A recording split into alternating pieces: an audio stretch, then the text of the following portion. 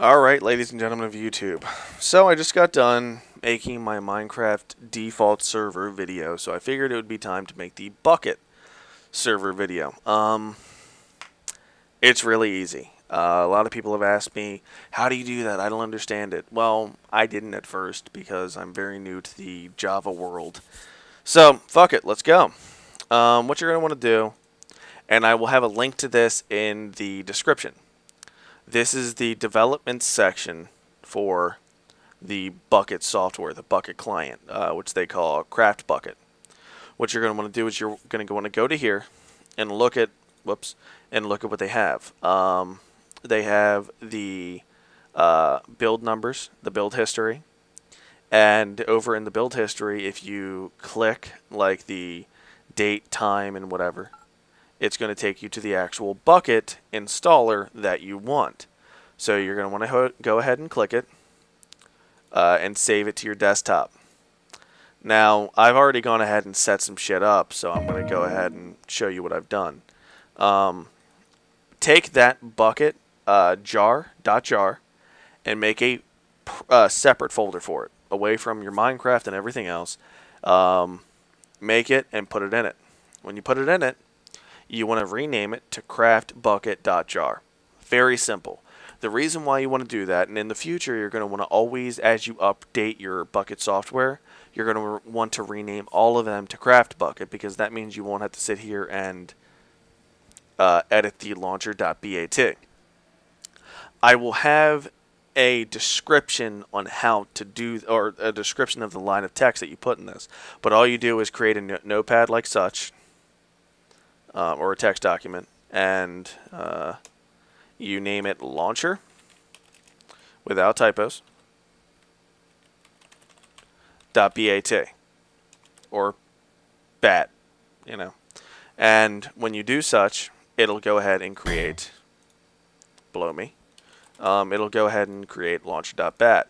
And when you create this, you need to edit the text inside of it, and you need to set it to this. Now, I will paste what I have in here, but it's going to differ depending on whether or not you're using 64-bit Java or 32-bit Java. And what is going to determine what version of Java you are using is what operating system you are using. I'm not going to explain how to determine that, because honestly, if you're hosting a goddamn server, you should fucking know this. If you don't know this,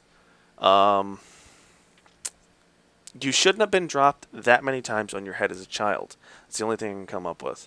So, what this line of text is telling us is it's going to find Java through my program files, Java, JRE6, bin, java.exe. It is finding Java for us with a command prompt. And this is how much memory I am allowing the server. The minimum for Bukkit is this. This is 1 gig of memory. Don't adjust it. On my server, I have it at this still. I'm able to host 10 people, and my server doesn't even cry. It doesn't say shit. It's just perfectly fine. And I don't even come close to hitting that number. It is also directing to where the jar is, because the jar, the craftbukkit.jar, is directly in the same folder as this. So all we got to do is make sure we have this line of text, and I will have this line of text in the description. So we have it. We double click this. Brought up a command prompt. Okay. So we just go ahead and wait until it loads the server. I'm going to belch right now, and I apologize. Excuse me. Alright, so it has this. Now, the same way you would do with a default server, you go ahead and click stop. Well, not click, but type stop, hit enter, saving chunks, press enter to continue, gone. Alright, now we have the exact same thing that we had in the previous, except now you see a new folder. Yes, you see a new folder. That folder I will go into with a new tutorial probably after I'm done this, or whenever I fucking care. Band IPs, band players, these you already know, op, server log, server properties, and then whitelist. It's the exact same way as a default server. So you just go into server properties, double click it, and voila, you have your server properties. You have level name, which is your typical world identifier, so it knows what file or what world to load on your server. Hell world false. Hell World False is Nether. Nobody wants Nether on the server unless it's an alternate world that you can toggle into. I will cover multiverses in the future after I figure it out because I'm lazy. But false because fuck, nobody wants to build in the Nether. It's stupid. And if you guys take offense to me saying that's stupid, fuck you.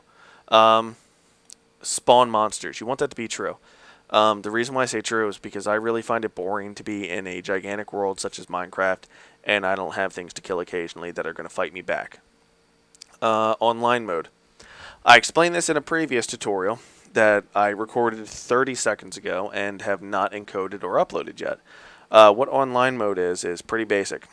Online mode allows users to, when they connect to your server, to be authenticated through the Minecraft.net server. So it'll allow you to know who has bought the game and who's trying to connect with an illegal copy. Yes, illegal copies are out there. Everybody knows that. If you don't, well, you're just not really keen on the internet world. So it's your decision. If you want people to connect with your to your server with an illegal copy, you can put false. If you want to make sure that everybody who connects to your server has a legitimate copy, put it to true. It's your decision. I'm indifferent. I believe that everybody should buy this game if they're, going to play it. It's very cheap. It has been expanded upon numerous times, so it's worth the money. But enough about that. Actually, I want to touch on it one more time. It does say hackers. When it says hackers, it's not referring to the fucking guys from, Angelina Jolie from the movie Hackers. It's referring to people who have hacked or cracked the game.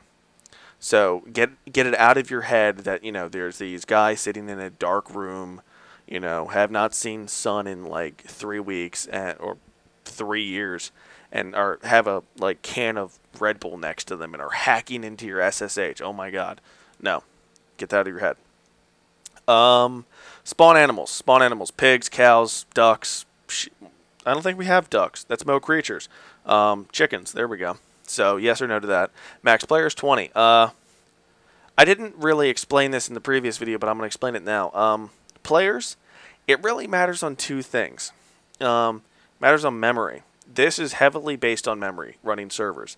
If you have no more than 1 gig, you need to not run this server. If you only have 2 gigs, you're still pushing it.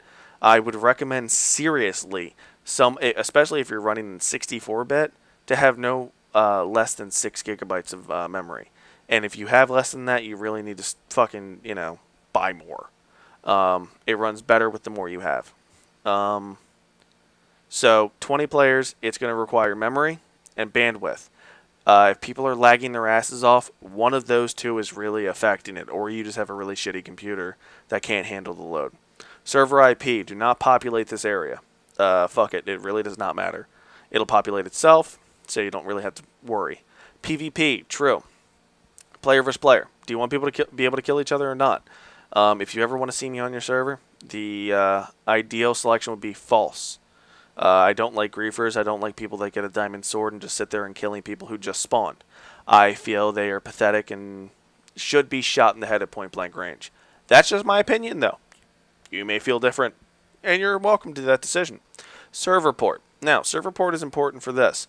This is how it's going to direct your server. I have 2 servers. I have a default server, which is my live server, which everybody connects to, as you guys already know, and I keep it with a default port. If I have another server, I change the port. My port to get to my other server is 25566, so I can differentiate between the two. That's about it. Whitelist. I have to belch again. Excuse me.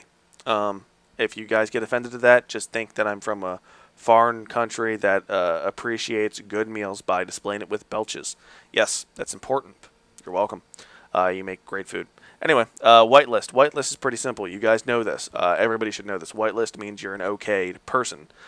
If you put this to true, let me go ahead and move this. If you put this to true, then the whitelist.txt that you have in your base folder is going to actually work. So any names that you put in this, such as this, infrared underscore.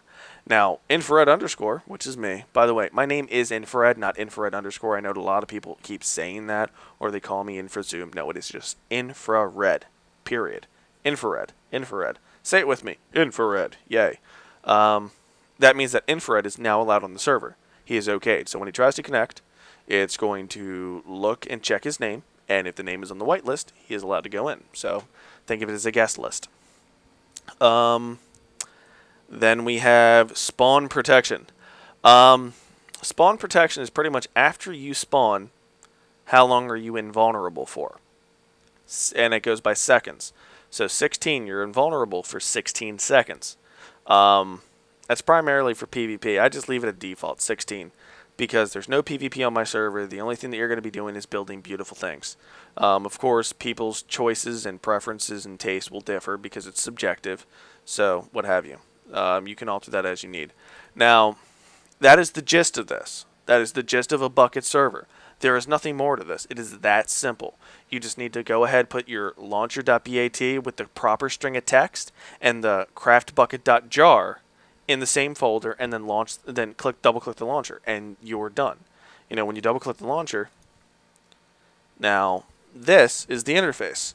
This is how you're going to go ahead and talk to everybody or deal with anything with lines of text. I talk to people when I'm not in game and I'm reading something about updates to plugins, to Bukkit, to Minecraft and shit. Or if I just want to watch a movie and not deal with the fuckers on my server, I communicate through this, so they always have a channel to me. And this, all you have to do is minimize it, keep it down your taskbar, and you're set. You know, it's that simple. It is extremely easy, guys. That is it. If there's any questions, any problems that you're finding, please let me know. I will try to address them. Again, I've only been playing this for like 3 weeks, and I have a server that is pretty damn successful. Got a waiting list, as you guys can see over here, server requests, and this is the contest, which a video will be coming out tonight or probably early tomorrow with the results. I got a lot of people that want to join, and this is all on having played Minecraft for 3 weeks and having a server for 2 weeks. So, as long as you try, doesn't really matter. Thank you for watching. This has been Infrared. Take care.